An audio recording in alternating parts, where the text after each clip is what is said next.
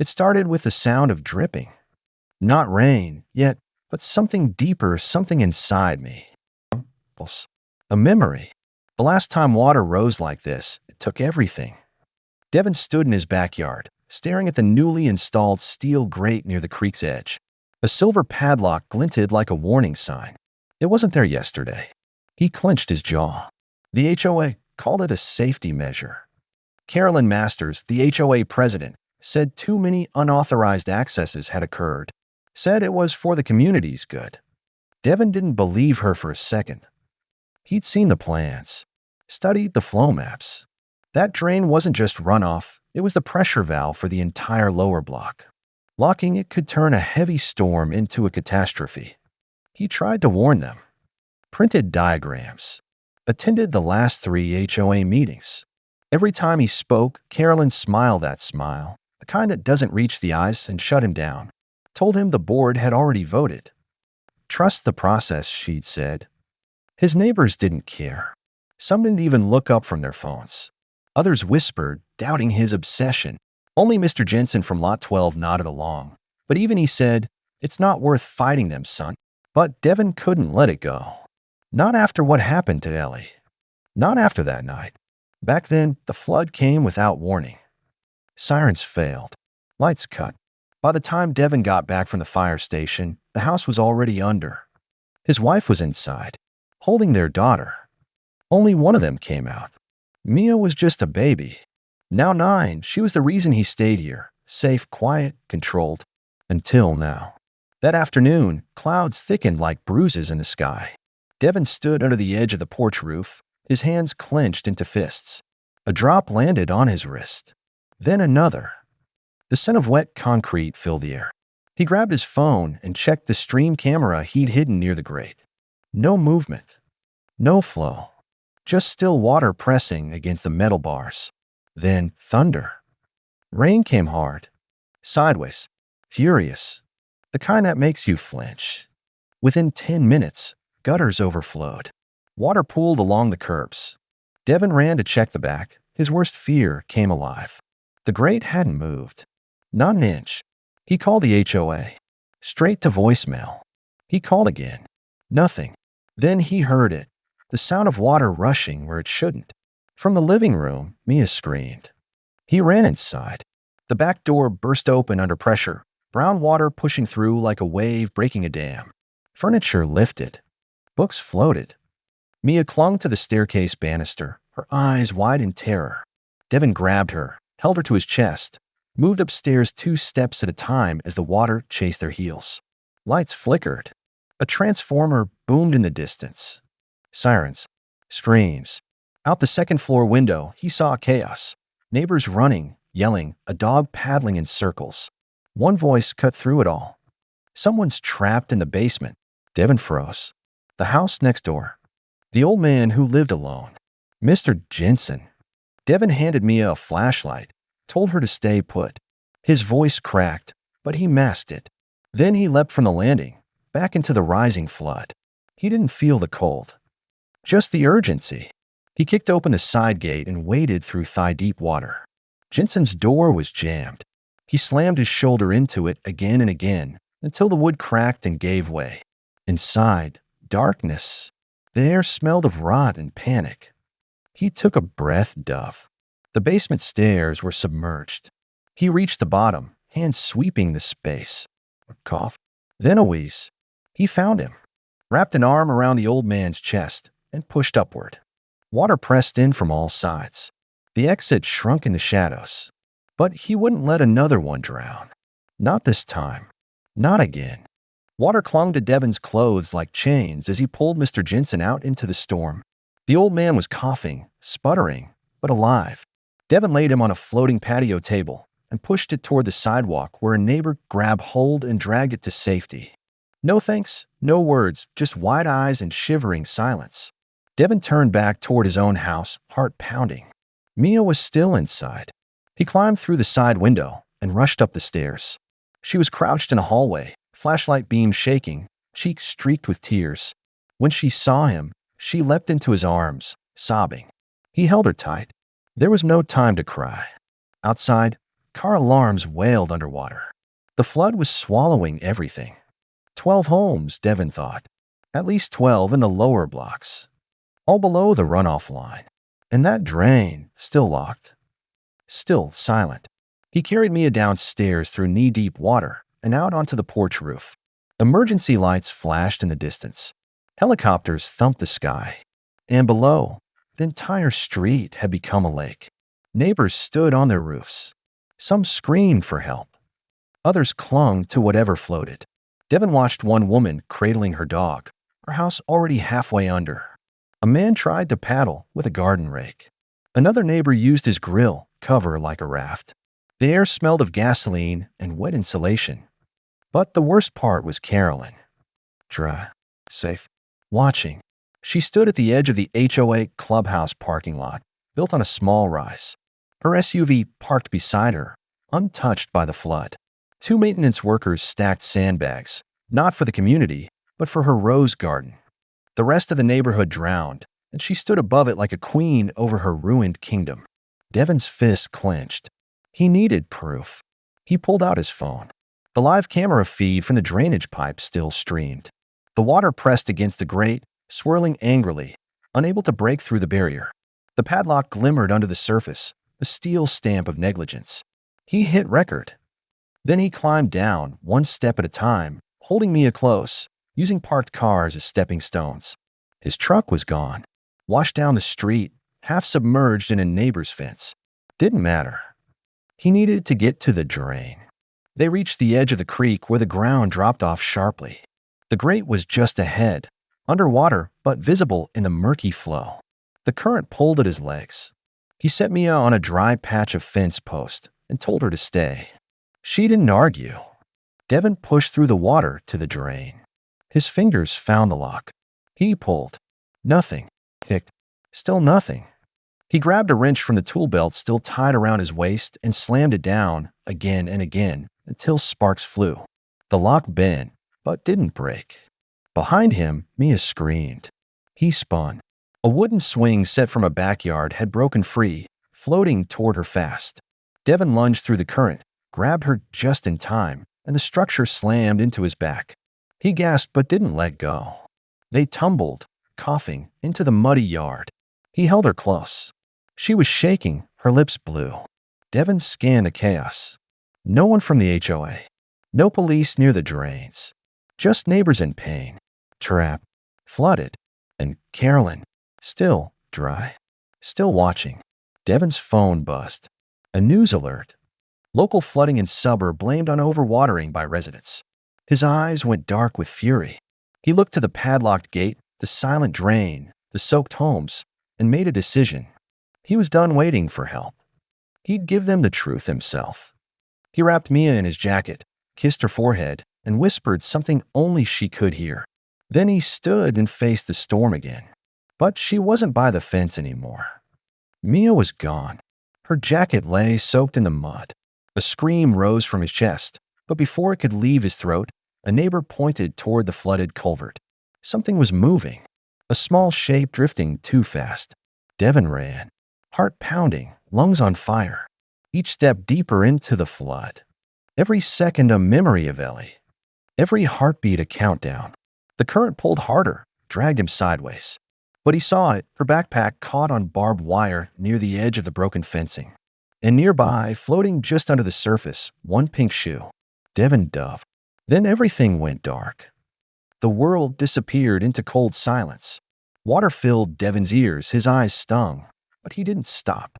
His hands thrashed through the murky flood, searching for her, for a shape, a heartbeat, anything.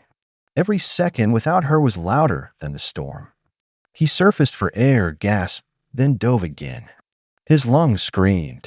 But when he opened his eyes underwater, he saw it, a glimmer of pink, tangled in debris, just beyond reach. He pushed forward, gripped the fabric, pulled hard. A limp arm floated toward him. His fingers wrapped around her wrist. Still warm. He shot upward, burst through the surface with a roar, holding Mia above the water like a trophy against death. Her lips were pale, her eyes shut. But she was breathing, shallow, trembling breaths. She coughed once, then again. Devin collapsed to his knees in the shallow mud, holding her close, trembling from the inside out. The relief broke him. His body shook, not from the cold, but from the memory of what could have been. He looked up. More homes were underwater now. Street signs nearly gone.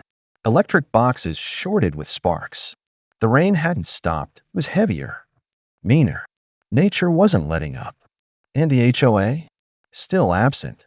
Devin wrapped Mia in his arms and made his way to the nearest two-story home still standing above the waterline. He banged on the door, shouting. A teenager opened it. No questions. Just opened wider. Devin carried Mia inside, found a couch, and laid her down gently. The boy's mother appeared with blankets. Devin didn't wait. He handed over his phone, told her to call emergency. He had something else to do. He walked outside. The HOA clubhouse lights were still on. Generators buzzed behind it. And across the front gate, dry pavement. Perfectly untouched. The only building untouched. He saw her there. Carolyn. Still holding her phone. Still barking into it like the queen of nothing. Devin crossed the flood line with fire in his steps. Her security guy stepped forward. Devin didn't slow. The man raised a hand. Devin grabbed it, twisted, stepped past, and walked straight to Carolyn. She turned, fake surprise painted on her face. You need to calm down. This isn't helping. He threw the bent padlock into the dirt between them. This, he said, is why 12 homes are gone. This is why my daughter almost died. She stared at the metal like it was a foreign object. You approved it, Devin continued. You ignored every warning. You silenced every concern. And now people are trapped, homes destroyed, and you're still standing dry. A crowd gathered. Wet neighbors, shivering children, soaked families, all drawn by his voice. Devin raised his phone. Showed the live feed. The underwater drain. The unmoving grate. The lock. And the timestamp video dated 2 days before the storm. Devin's voice echoing in a board meeting. Pleading. Explaining. Being cut off. The crowd erupted. You lied to us. You knew. I lost everything. Carolyn took a step back, face pale. Devin didn't yell. His voice was a blade, cold and precise. You said it was for safety. But this wasn't protection. It was control. You didn't want mud near your petunias. So you sacrificed 12 homes. The HOA treasurer tried to speak. Devin raised a hand and silence fell. I want the keys. She didn't move. He stepped closer. If anyone else gets hurt, it's on you. If one more house goes under, it's because you thought your fence line mattered more than people. Finally, shaking, she reached into her pocket and handed him the keys. He turned without another word. The crowd parted. Devin ran. Back into the water. Back to the locked gate that had nearly cost him everything. He reached the grate and dove. The current stronger now, almost alive. With freezing fingers, he jammed the key into the lock. Nothing. He'd try again. Slipped. The current pulled harder. But he held on. Twisted. The lock clicked. The bar shifted. The gate opened. And the water screamed through like thunder unleashed. Devin was thrown backward, slammed into a fence post, then dragged several feet before grabbing hold of a street lamp. But it was working. The water was moving. Homes stopped rising. The flood began to drop, inch by inch. Fast. Furious. Like the whole neighborhood exhaled. Devin lay there in the mud, panting, bleeding from the forehead. And behind him, the screams had turned to silence. Then a single voice rang out. You saved us. He looked up and saw Mr. Jensen, wrapped in a blanket, eyes red. But Devin didn't answer. His eyes were on something else. Behind the clubhouse, 3 workers were loading boxes into a black truck. HOA records, labeled with dates. One of the boxes fell open. Inside, forged signatures, floodplain warnings, and engineering reports. They weren't just negligent. They knew. Devin moved toward the truck like a man possessed. The pain in his ribs screamed with every breath, but he couldn't stop. The soaked grass squelched beneath his boots as the workers hastily tried to cover the fallen documents. Too late. Too many eyes had seen. One of the papers flapped against the mud, weighed down by water, but still legible. A stamped engineering report dated 6 months ago clearly marked, "Do not obstruct primary drainage system during storm season. Risk of structural flooding is high." Signed by a civil consultant. Ignored by the HOA. He snatched it up. Another neighbor picked up a folder, emails between board members. Devin scanned one. His blood ran cold. "We can defer liability if the report isn't officially logged with city planning." Destroy after reading. It wasn't just negligence. It was calculated. Hidden. Quiet corruption. The workers backed away, muttering something about just following orders as neighbors closed in. The whispers grew louder. Then someone shouted, "Call the cops." Carolyn stepped out of the clubhouse, drenched in fake concern. "We have a situation," she said, raising her voice, pretending control. "There's been some confusion over what the board was told." Devin walked up to her, papers in hand. His eyes never left hers. "This isn't confusion," he said. "It's cover-up." He held up a photo, taken just now from the spilled records. It showed Carolyn's signature under a budget reallocation. Storm drainage maintenance funds redirected to landscaping and clubhouse renovations. $30,000. Just weeks before the storm. Her face cracked for the first time. Not fear. Not shame. Panic. Devin turned to the crowd. She knew. They all did. They were warned. And they chose flower beds over families. The reaction was instant. Phones came out. Neighbors filmed everything. Someone went live on social media. Comments flooded in. A local reporter, soaked to the bone, stepped forward and asked Devin for a statement. He didn't give a speech. Just turned the camera to Mia, still wrapped in towels, still shaking. That's what they risked. Sirens cut through the air. Real ones this time. Blue lights flashed beyond the trees. Emergency crews had finally arrived, but they weren't the only ones. A city inspector stepped out of a black SUV, clipboard in hand, followed by 2 police officers. "We've had reports of floodgate tampering and destruction of official documents," he said flatly. "We need to speak with the HOA board." Carolyn tried to pivot, smiling weakly. "We've been managing the situation. I was just about to file a report." Devin handed the inspector the evidence. "Don't worry," he said. "I filed it for you." The police separated the crowd. One by one, the board members were questioned.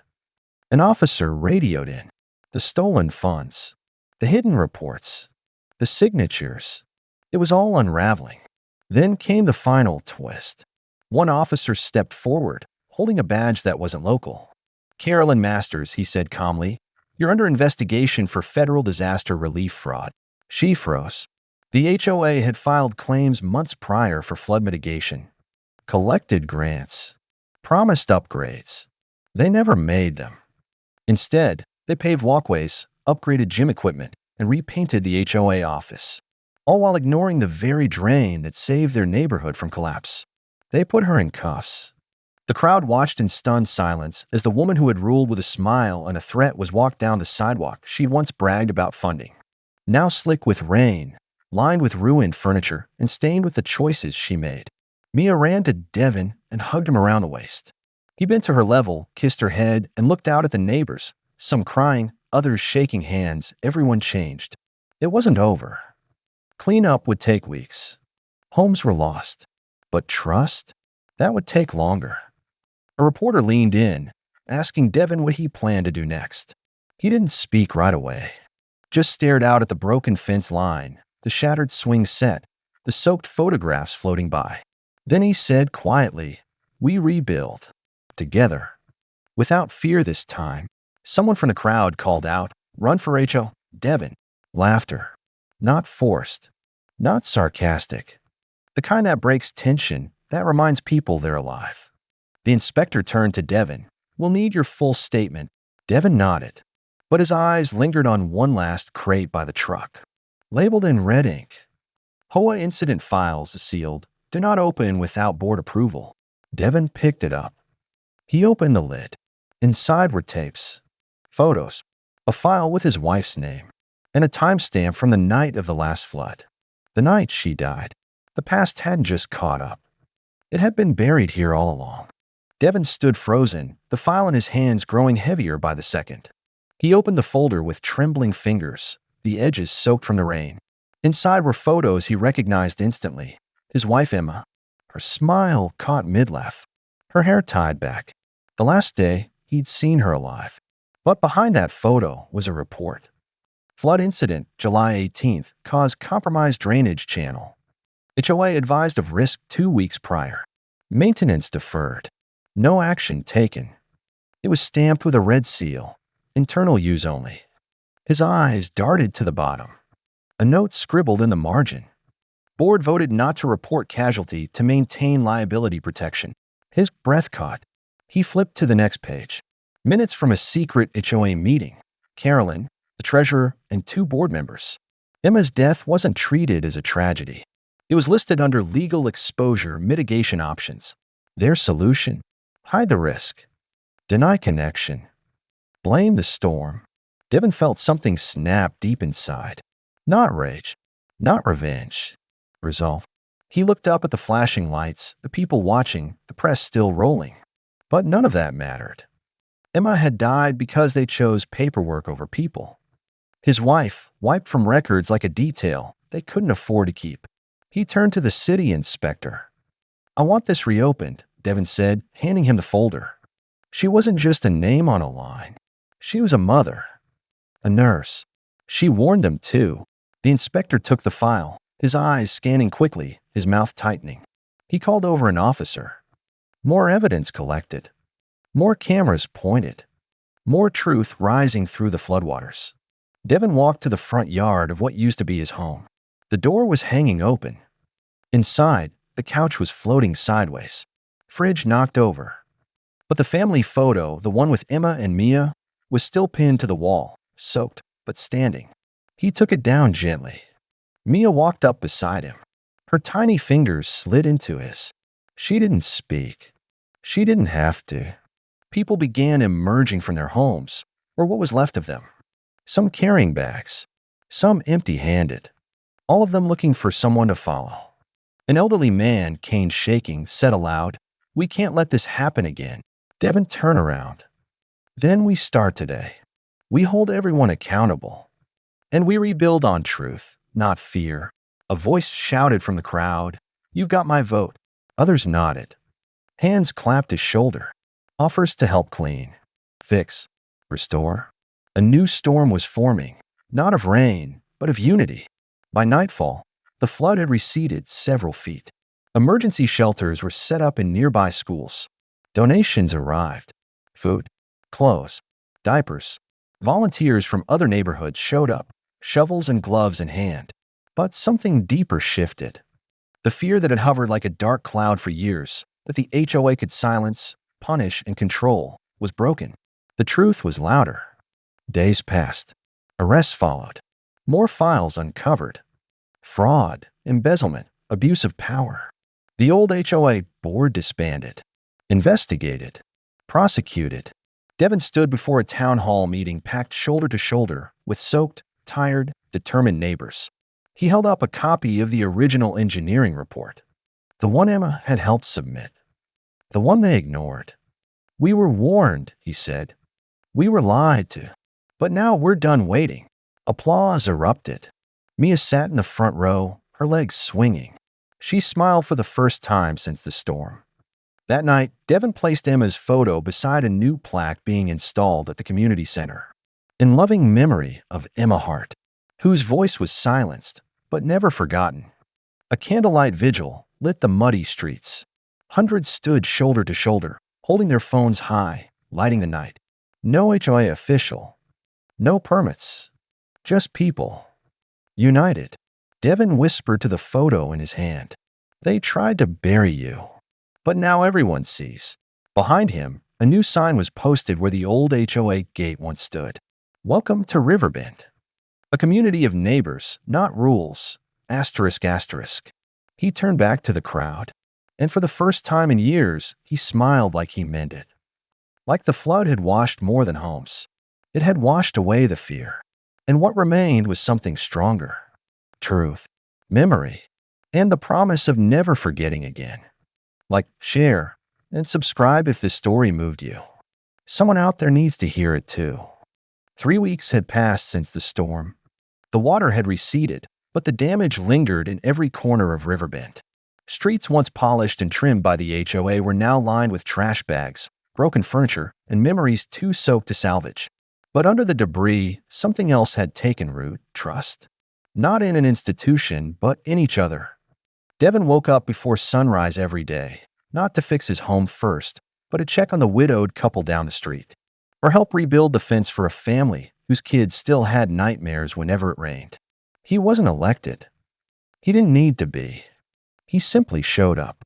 The HOA's office had been boarded shut, its emblem spray-painted over by someone with too much truth in their hands and not enough patience left. But no one cleaned it off. The symbol meant nothing now. Power had shifted. One morning, as Devin passed by the remnants of the clubhouse, he saw something taped to the glass. A letter. Typed anonymous. It read, "You don't know me, but I was part of the board once. Years ago. I left when I saw how they operated.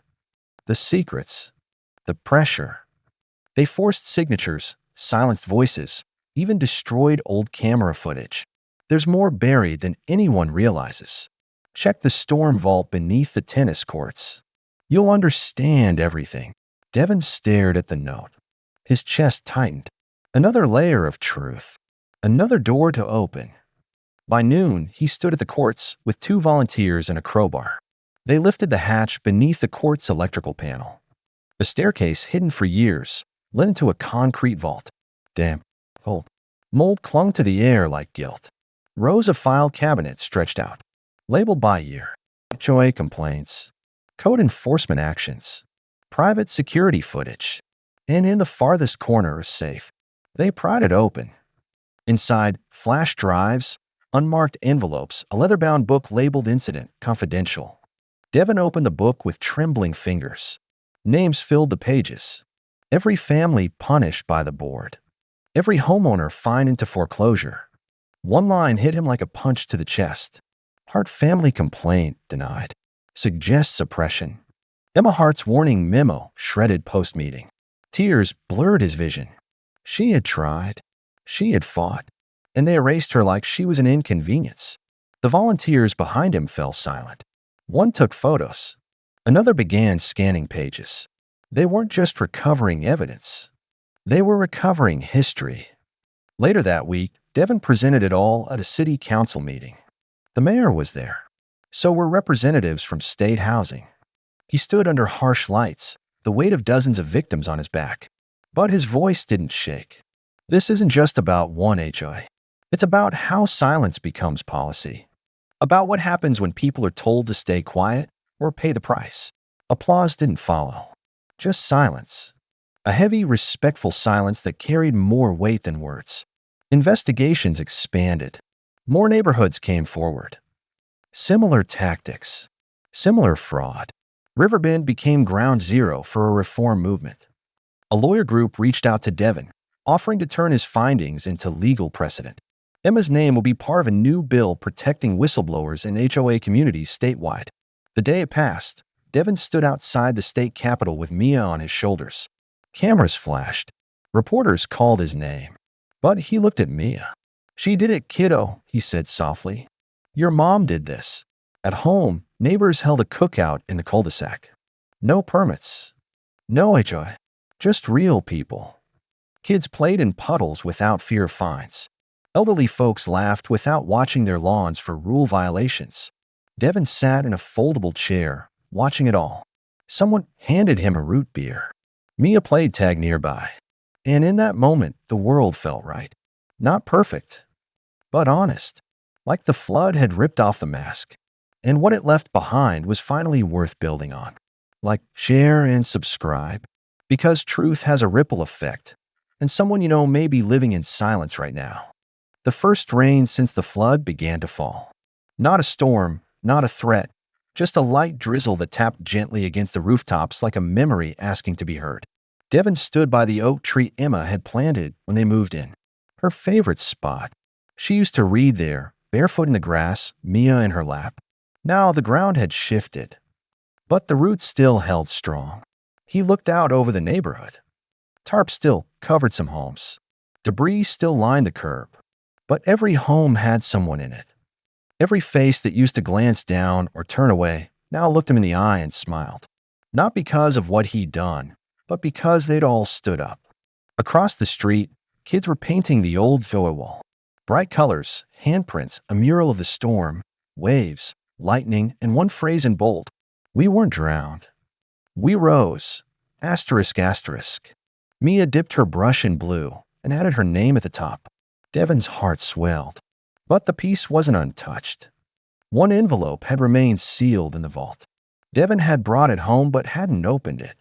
It was marked with his wife's name again, one final document. That night, after tucking Mia in, he sat at the kitchen table and unsealed the flap. Inside was a handwritten letter from Emma, dated 2 days before she died, addressed to him. She knew something was wrong. She'd gone to that HOA meeting because she couldn't bear to stay silent. The storm was coming, she said. Not just the weather, but the way they were hiding the danger, silencing those who spoke.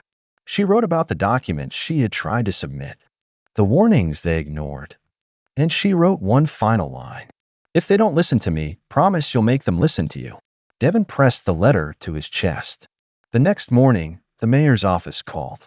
The state coalition wanted Devon to help draft the new statewide HOA accountability guidelines, not just as a figurehead, but as the lead community advocate. He agreed. That weekend, a memorial was held at Riverbend Park. Families from across the state came. People who had seen the story online. Survivors from other HOA scandals. Whistleblowers. Journalists. City officials. A quiet, solemn crowd. Devon stepped onto the stage with Mia at his side. No speech prepared. He just spoke from the place that still hurt. This all started with one drain. One choice. One silence. But silence spreads. Until we fight it. Until we tear it up by the roots. He held up Emma's letter. This was my wife's last message. She didn't get to see what her words started. But every rebuilt home, every kid playing without fear, every law being changed, this is all her. Mia took the mic and whispered, "Thank you for listening to my mom." The crowd broke into applause. Tears. Hugs. Closure. As the sun broke through the clouds, Devon stood beside a new plaque at the park's edge. In honor of all who spoke when silence was easier. Emma's name etched in gold. The mural was unveiled that same day, with every handprint traced in glittering paint. Survivors from other towns added their marks too. A wall once built to divide now stood as a monument to unity. Riverbend no longer had a gate, no longer needed one. That night, the stars shone clear above the rooftops.